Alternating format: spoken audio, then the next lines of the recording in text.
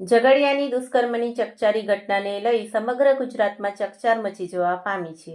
હાલ પીડિત બાળકી વડોદરાની હોસ્પિટલમાં સારવાર હેઠળ જ્યાં મોતની સામે જંગ લડી રહી છે, ત્યારે લોકો દ્વારા દવા સાથે દુઆ નામની શક્તિનો પણ પ્રયોગ કરવામાં આવ્યો છે. પીડિત બાળકી જલ્દી સ્વસ્થ થાય અને લાંબા આયુષ્ય માટે ઝઘડિયા તાલુકાના રાજપારડી નજીક સારસા મંદિર ખાતે ધનરાજ વસાવા દ્વારા ભજન કીર્તનના કાર્યક્રમનું આયોજન કરવામાં આવ્યું હતું. ઉપસ્થિત ભજનિકો તથા લોકો દ્વારા શ્રીરામ જય જય રામના જાપ કર્યા હતા અને પીડિત દીકરી જલ્દી સ્વસ્થ થાય તે માટે માતાજીને પ્રાર્થના કરવામાં આવી હતી.